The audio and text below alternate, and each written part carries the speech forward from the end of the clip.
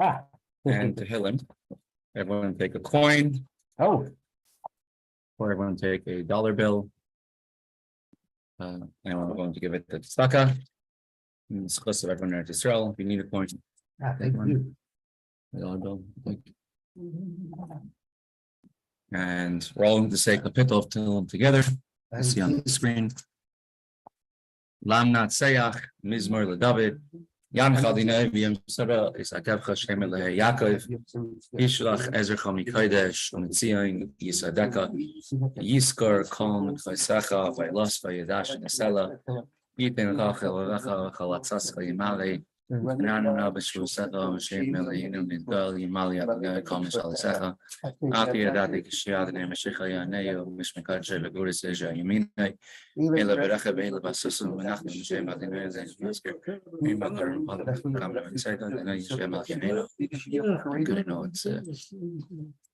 and we need just miracles. That's all we need right now.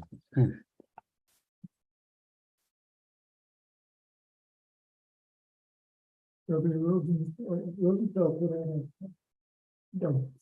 number of films, this is 122, 69.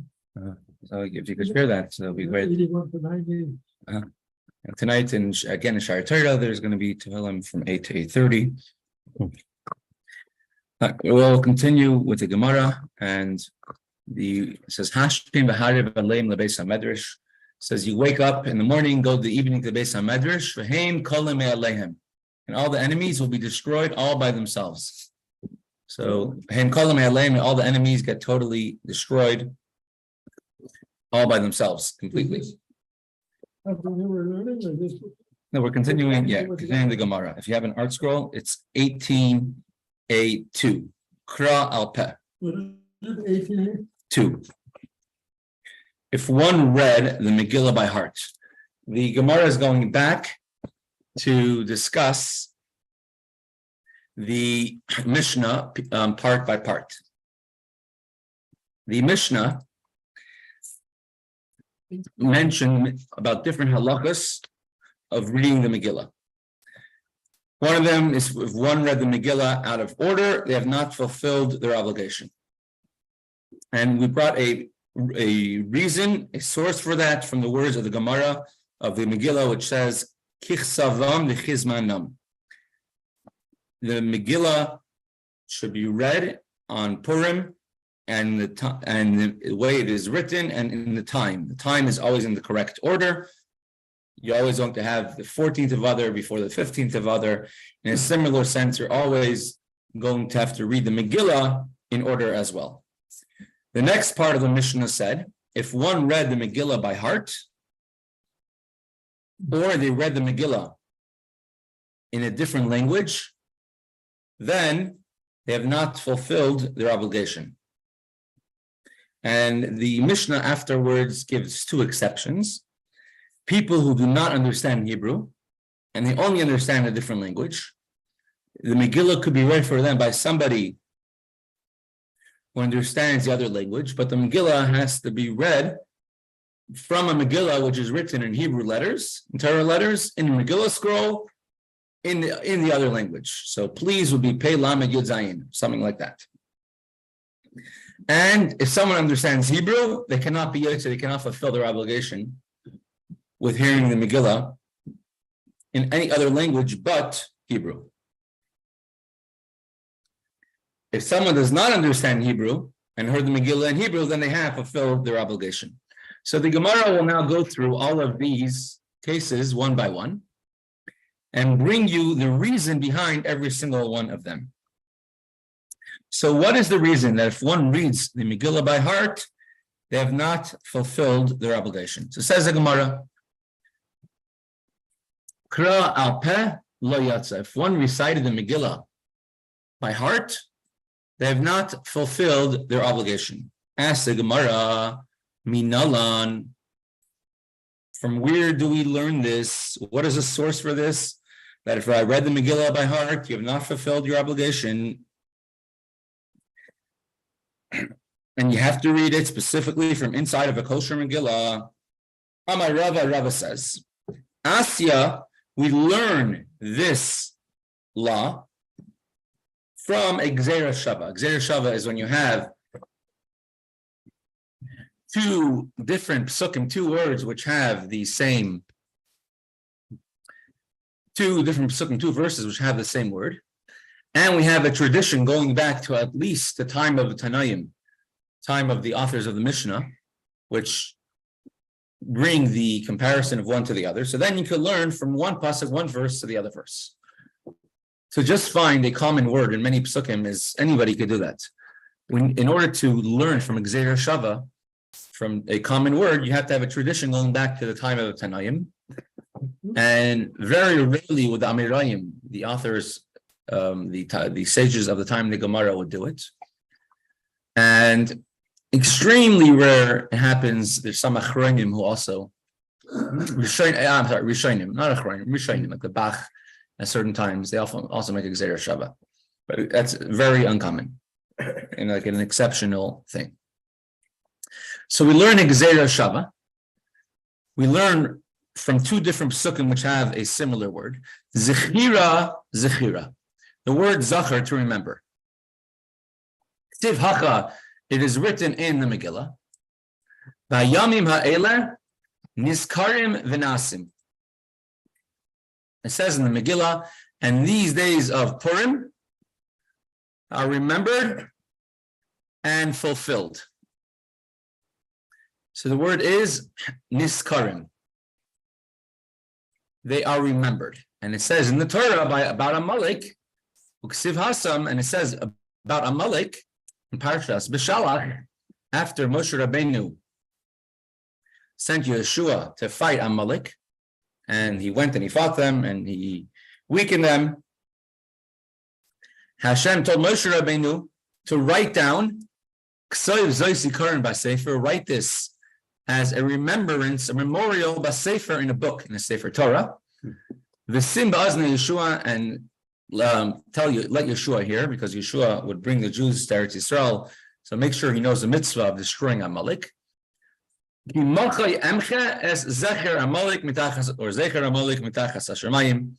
I will surely wipe out the remembrance of Amalek from under the heavens. And not just Amalek, but any enemies of the Jews. May Hashem wipe out the remembrance. I don't know the genealogy, but they're definitely acting as if they're from Amalek. So it says the word zikaron, a remembrance, by remembering Amalek, and the way that we destroy Amalek is b'sefer, by reading from a Sefer Torah. That's how we fulfill our obligation of to remember what Amalek did to us, and that we should destroy Amalek. And it says in the Megillah, the word niskarim, these days of Purim are remembered. And we learn, just like Mal Halon b'Sefer, just like regarding Amalek, the Torah says it has to be written in the book, in the Sefer Torah. Afkan b'Sefer. So too, when it comes to reading the Megillah, you have to read it out of a Sefer, out of a scroll, out of a book of a Megillah. You cannot read the Megillah by heart. From here we see a tremendous thing, that it's actually a mitzvah d'oraisa, it's a mitzvah from the Torah to hear Parsha Zachar, to hear the Parsha and Torah of Zachar being read. If you didn't do that, then on Purim, at least you should hear the Torah reading on Purim, if you couldn't make it to shul on Zachar. And specifically, if someone didn't make it to shul, could they read it at home? Here we see that it has to be b'sefer. You have to read it from a Torah scroll. And we only read from a Torah scroll in a shul with a minyan.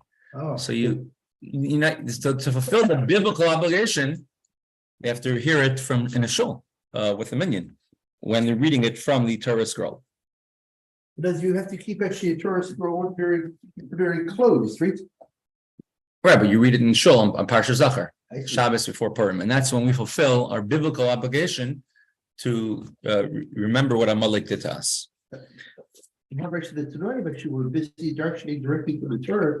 So maybe actually, when they were doing that, maybe they were allowed to open up the Torah scroll. No, that's for sure correct. The Gemara will say, "Umimai the high schira krehi When you say the word Zechira, remember, who says that means you have to read? When you remember something, you don't usually read, you remember. I remember, when the milkman used to bring milk to the front door, right? You don't usually read, you mention it. So how do you know when it says in the Megillah, Zikaron, these days have to be remembered? How do you know that means to read the Megillah?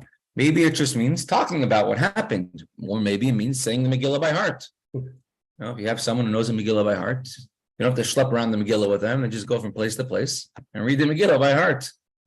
You read stories about Jews in camps or in gulags, and they read the Megillah by heart on Purim. How do you know that you have to read it from a book? Remembering can mean talking about it. Yeah. Dilma iyun be'alma. Maybe merely all one must do is look into the book and read it silently, or just look at the idea, maybe just to think about it. The Ravan explains it means maybe just think about it. And the Pnei Yeshua says maybe it means looking in and just not reading it out loud. But at any rate, who says you have to read it out loud? Zechira, remembering, could be done in several different ways. How do you know you have to verbalize out loud from a written Megillah? The Gemara answers, welcome, Rav Moshe, Shalom Aleichem. Loi salka daitach. Don't entertain this thought that you could read the Megillah by heart, or that you could just think about the Megillah and you can remember it without actually reading it from a Megillah. As well, don't think to say that the mitzvah of remembering what Amalek did to us is also just merely thinking or talking about it, but rather the mitzvah is to verbalize and read from a scroll. The Tanya, for is written in a brisa. In the second place, in Maftir of Parshas Kiseitze, this is one of the Sheish Chiras, the 6 remembrances that we say every day after davening. We say, Zachar eis asher asa lecha Amalek. Remember what Amalek did to you. So it says in Megillah, Yaakov believe, when it says remember, you may think that it suffices, it's sufficient to remember silently in your heart, and you don't have to read it out loud from a Torah scroll. So look at the last words.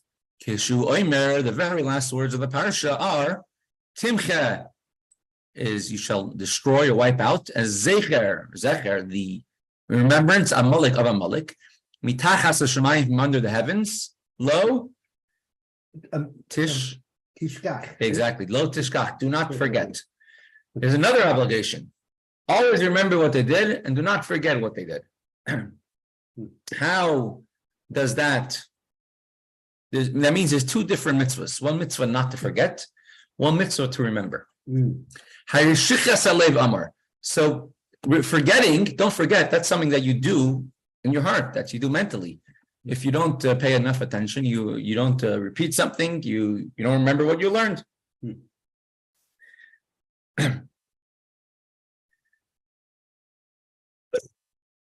And Hamani Mekayim Zachar. So therefore, when it says Zachar, mention, remember, what does that mean? We already, Lo Tishkach, don't forget, already takes care of that you have to remember Amalek in your heart, in your mind. So when it says the command, Liska, remember, must be adding something more than just mentioning it or remembering it. What is it adding on? But Pat, that you must verbalize it. So you must verbalize what Amalek did to you. And since the way of verbalizing is, like it says in Sefer Shemos, is through that Sefer, in a Sefer Torah. So when we verbalize the mitzvah of remembering what Amalek did to us, has to be through a Sefer Torah. So therefore, reading Parshas Amalek, what Amalek did to us, On Parsha Zachar, that is fulfilling a biblical obligation of hearing what Amalek did and fulfilling that obligation. Mechias Amalek, and the obligation of reading of the Megillah is similar because it uses the word niskarim. What about the obligation of al lo tishkach, don't forget? What about that? How do you fulfill the mitzvah of al tishkach? We know we have proactive mitzvahs, for example, hearing the Megillah, hearing Parsha Zachar. Lo tishkach, not forgetting, is a daily mitzvah. We do it in two ways. One way is what's common. We say the Shechir is 6 remembrances. Every single day we remember what Amalek did to us. The Magen Avram brings from, and the Steichemer is from Hebron, right? It brings in the name of the Chida that before Shema, we say, V'keraftanu malkeinu l'shimcha agadam. Hashem, bring us close to his great name. When you say those words, you should have in mind what Amalek did to us. Why? Because here's in the Parshas B'Shalach, the last verse of Parshas B'Shalach. It's one of 3 places in the Torah where you have 5 words in a row with only 2 letters each. One is actually in Parshas Bereshis, this week's Parsha. When it talks about Noah, it says, "When Noach es Shem es Cham es Yafes," Noach gave birth to 3 sons. One is over here at the end of Parshas B'Shalach in the story of Amalek. It says Moshe built an altar and he named it Hashem is my banner after the war with Amalek. And he said, Ki yod al keska, for there is a hand of war from Hashem. Milchama Hashem, Amalek, God's war against Amalek, midor dor, goes from generation to generation. We're still fighting it in this generation as well. Now, case means a throne. Hashem swears by his throne. Now, the word is kisei with an aleph. Why are you missing an aleph? And ka is only the first 2 letters of Hashem's name. It doesn't have the vavke. So the Gemara brings, and Rashi brings it down, is that Hashem promises that Ein, Hashem says, Ein Shemoy Shalem, my name is not complete. The Ein Kisei Shalem, and my throne is not complete. And Shimachei Shemoy Shalesav Kulei, until the entire remembrance of Esav will be blotted out. And once it will be blotted out, then Hashem's throne and Hashem's name will be complete. So in davening, brought down from the Chida and also from the Arizal, when in davening you say V'keraftanu malkeinu l'shimcha agadol, right before Shema, and you have brought us close to your great name, Hashem's name is not yet complete until Amalek is completely eradicated and destroyed. So therefore, we should have in mind a kavanah about remembering Amalek then as well. Which one is before Shema? Before Shema in the morning. The last line, and you have brought us close, great king. So you are visualizing, you're thinking about it, but you're not actually verbalizing. You're middle of Shema, you can't talk. Yeah. So with that, you fulfill the obligation of lo tishkach, don't forget. Because don't forget means in your mind, don't forget. So if you think about it, about the remembrance of Amalek, during the words, l'shimcha gadol, you fulfill the obligation of lo tishkach, don't forget. And the obligation of Zachar, remember what Amalek did to you, that you fulfill when you read Parsha Zachar. And secondary is hearing the Megillah and the Torah reading on Purim. It's easier to remember as far as actually Hashem taking us out of Egypt, because it's like we have a mind actually that's like Hashem shows us, right? Yeah, us out of Egypt, but it's like other stuff actually can be harder to, because the other stuff is like actually different things that happened to us along the way. Oh, Amalek. Oh, Miriam actually talked, let's go. Right. Like, Right. That's very good. We went through this by Purim. Amalek, in spiritual terms, is the worst klipa, worse than, because Amalek is not an open enemy. Amalek is a concealed enemy. Amalek says, hey, I'm a grandson of Avram and Yitzchak. I'm your cousin. I'm a relative. And he doesn't tell you, don't do mitzvahs. He says, karcha, they called you off. And like it says over here, karcha, they met you, but karcha also means kar. They called you off. And they tell you, don't be excited about a mitzvah. Don't do it with any passion. And Amalek is gematria of Safek 240.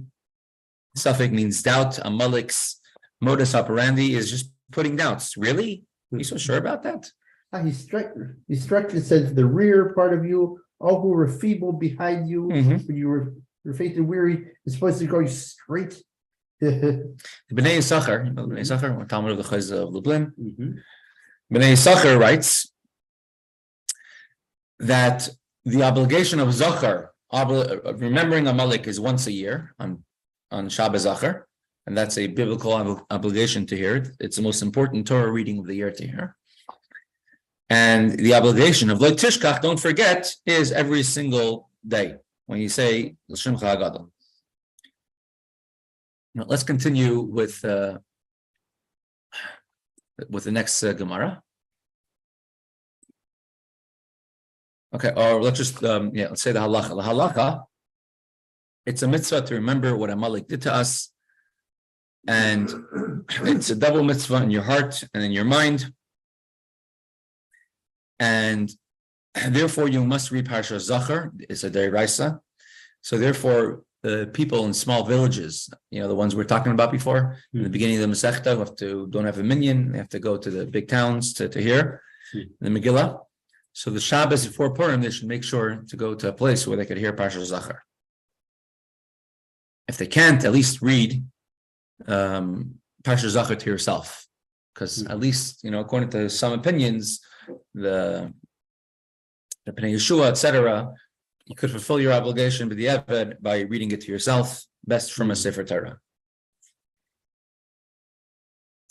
And if they couldn't hear Parashat Zachar on the Shabbos, then you should at least on Purim do the best to make it to Shul. The next Gemara, Kara Targum Loy Yatza. If someone read the Megillah in Aramaic, they have not fulfilled their obligation. Hechidami. So the Gemara asks, what case are we talking about? What are the circumstances that one has not fulfilled their obligation if they read the Megillah in Aramaic? If we say that the Megillah was written in Aramaic, in Hebrew, and he read the translation by heart in Aramaic, then he's reading the Megillah by heart. He's merely reading the translation. He's reading the Megillah by heart, and that you're not allowed to do. So definitely it can't be a Hebrew Megillah that you're reading it with the translation. So Gemara says, so it is necessary to teach when you have a Megillah which is written in Aramaic, and you read it in Aramaic, and the Mishnah is telling you that if one read the Megillah from an Aramaic Megillah in Aramaic, he has not fulfilled his obligation.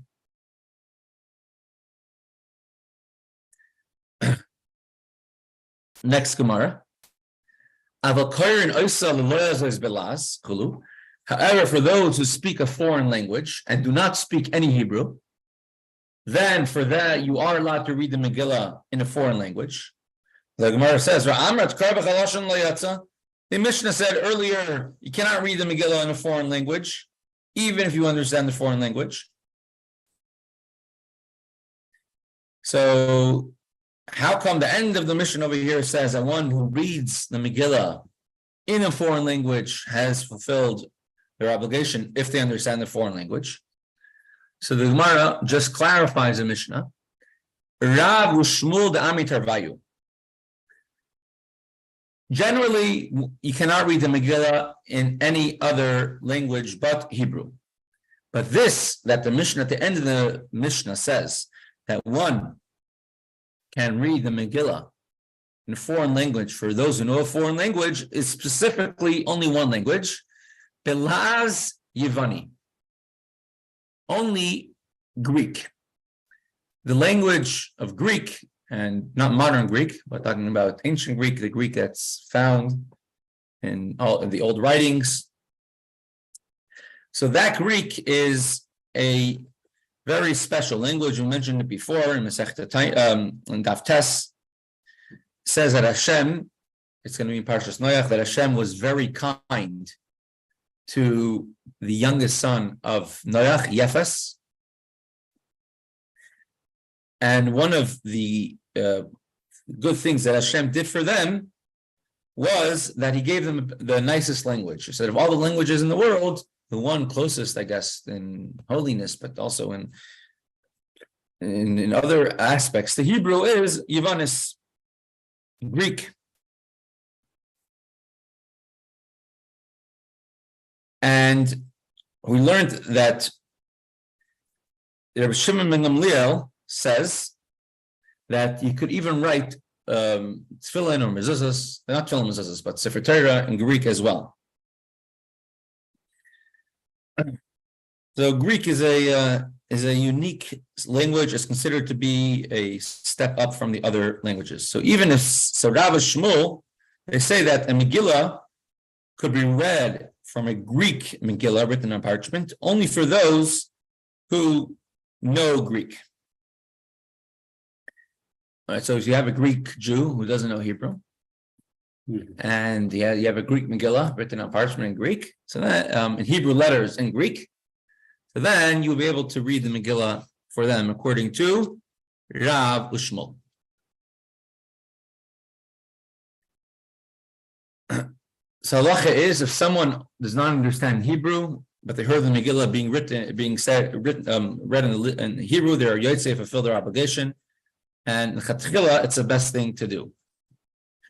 If a Megillah was written in Aramaic or a different language, or was written in any other language but Hebrew, then the person has not fulfilled their obligation of hearing the Megillah. The only exception is if it's written in Hebrew letters in a different language with an exact translation, and you have someone who only knows that language, so then they could fulfill their obligation of hearing the Megillah that way. Although I don't know how you're gonna, if a person's trying to hear what you're saying and you're singing it, I know was, I'm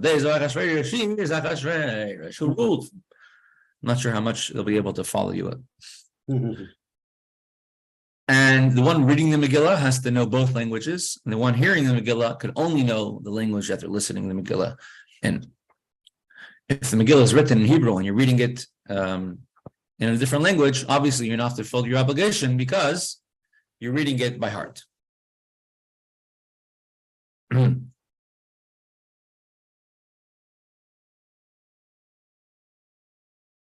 We'll pause the Gemara over here. We'll continue. Tomorrow, there won't be a share tomorrow. Well, how come? We're have to have a whatever. Have a court date tomorrow. Never mind, it was being noisy without realizing. Yeah, right. I'm sorry. So then tomorrow, and then Friday, Mr. Shem will be the share. So we continue, I guess, with the Gemara on Monday. Okay. We'll do now a little bit of Kuntaras Mayan. Stop share. New share. We'll share both.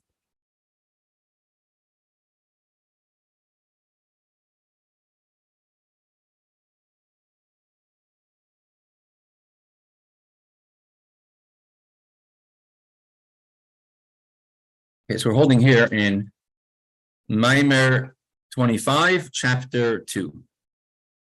There are altogether 28 Mamarim, and we're eyeing the finish line of Kunter Samayan.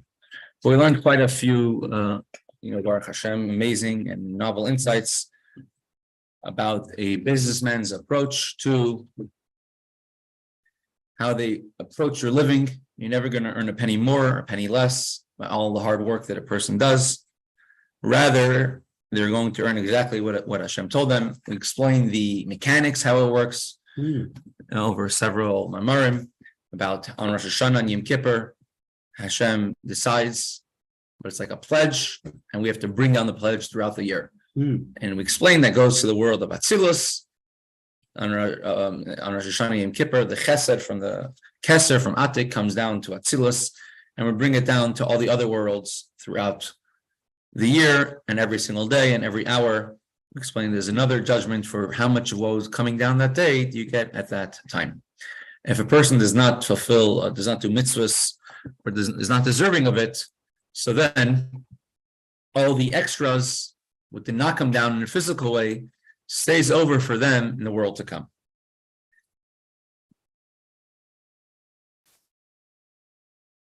So therefore, since Hashem set up the system in such a manner that there are the vessels, there are the means that a person needs to earn a living. So therefore, a person has to do some type of physical actions to earn a living. But bear in mind the knowledge that nature is merely God's, merely Hashem's. One of Hashem's tools that He uses to bring down godliness to the world. It's not something which is hiding godliness, rather it's a tool of godliness. And if you look deeper, you'll see that everything in nature is actually above nature.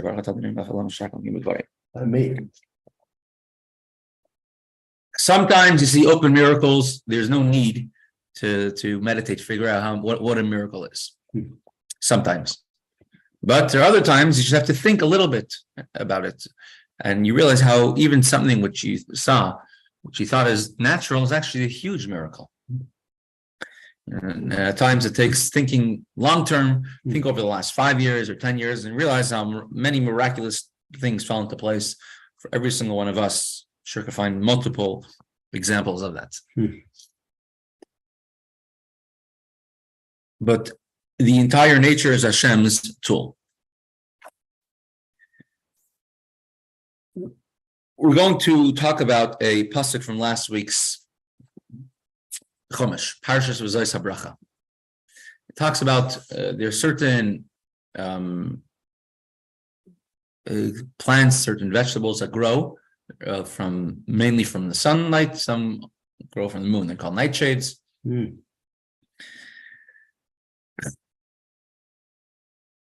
In a spiritual sense, the sun and the moon show on different types of hashpah, of goodness and of that Hashem is sending to us.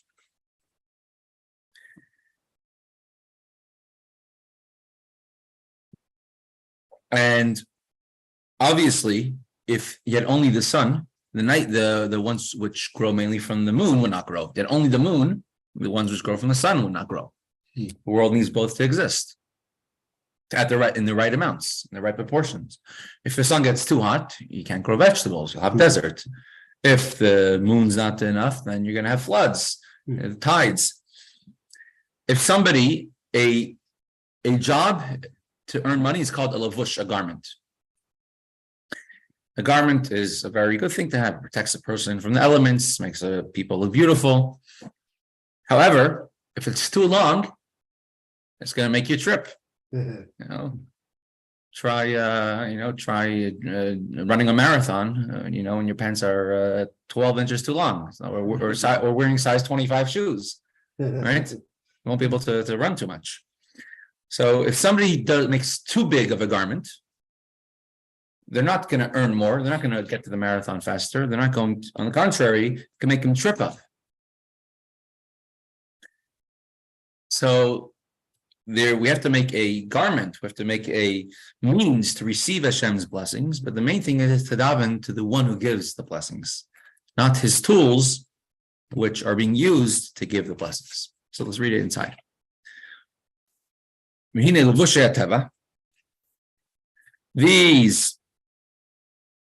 if you want to read inside, you have it inside over here.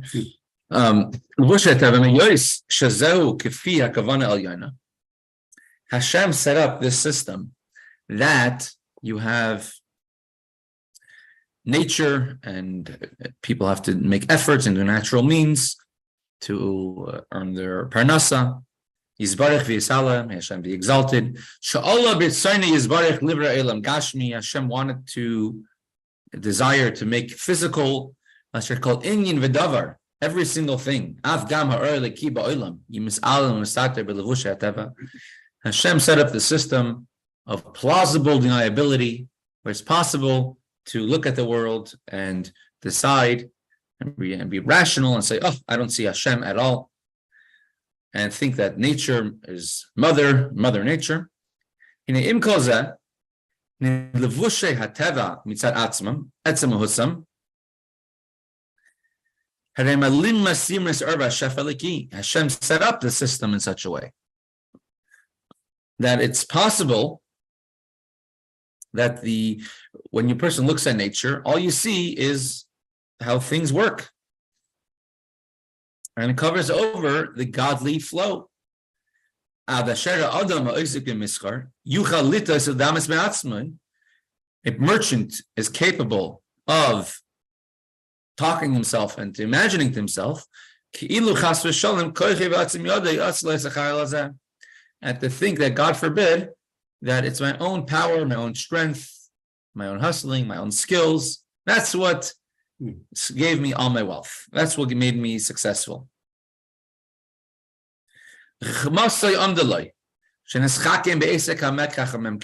And I am clever. And that's why I'm so good in business. I went according to the natural rules. What was natural rules? Survival of the fittest. So I was more fit than everybody else. So I'm doing good. But Hashem gave him actually that brain of his. Not just that. I think it wasn't his brain that made him that money either. Exactly. It was Hashem's blessing. People with less brain than him make more. People with more brain than him make less. Yeah. It's not even his brains. You could say that to it. The person says, I'm looking at what's best to buy and what's best to sell. I chose the easiest or the best way how to make a buck according to the regular way things run. When it came to selling, I made sure to bring the most income in the best way. And I I managed to write the whole thing as a tax write-off.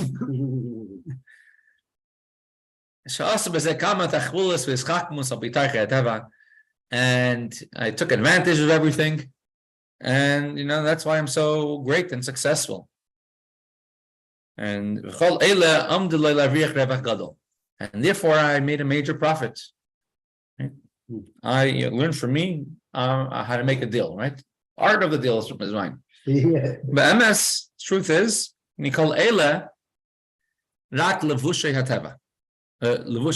all of this are the garments of nature. The einam ella levush levad, and they're merely a garment, meaning they themselves are like clothes.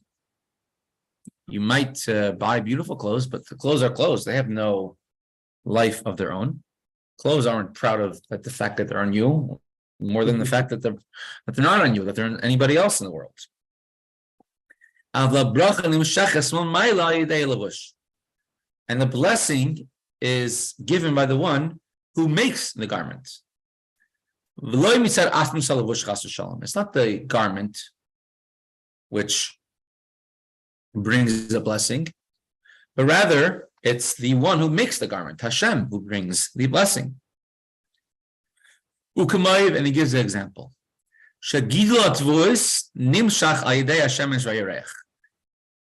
Crops, grain, they grow from a combination of the sun and the moon. As that is written,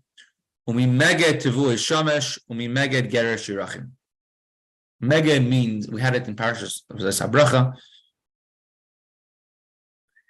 This is in the blessing to Yosef, which Moshe Rabbeinu gave to the tribe of Yosef. Meged means the sweetness. Meged tvuah shamesh, from the sweetness which comes from those crops, those fruits which grow with the sun. Meged gerer shirachim. And the sweetness of those fruits or crops which grow from the moon. For example, cucumbers and squash and gourds. And the Ramban explains that the moon is what gives it the flavor. And the sun and the moon, there's no need to serve them. Don't think the sun and the moon are going to make the fruit any sweeter if one bows down to the sun and the moon. And the fruit cannot pray to the sun and the moon, and the person will not pray to the sun and the moon and get more sunlight on their crops. Not just that, the sun and the moon don't have any free choice to do good or bad. Only whatever Hashem says. Which is Bar La'el, as we said earlier in Maimer 23, in chapter 1. Kacha Esek, Valavush, Hurak Kishliach Levad. Entire business that a person does is only a lavush, a garment. It's merely a garment and a messenger of Hashem.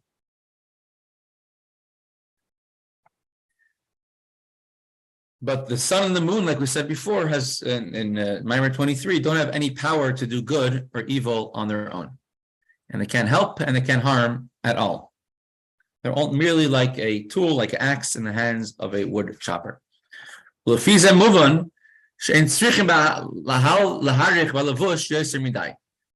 no need to make the garment any bigger, to make the means, right? If you don't have to put too much effort into making the garment to receive the blessing of Hashem. There's no need to do it. It's not the job which is the main thing, or the business which is making you money. Rather, it is the one who's using that tool to give the blessing. And the main thing is that a person should daven to Hashem, who is in charge of wealth and is in charge of all assets in the world. Learn a lot of Torah, do a lot of mitzvahs, to be worthy of the blessing of Hashem, hashpas chesed, and giving kindness. That the kindness which was decided to come to him, Rosh Hashanah and Yom Kippur, one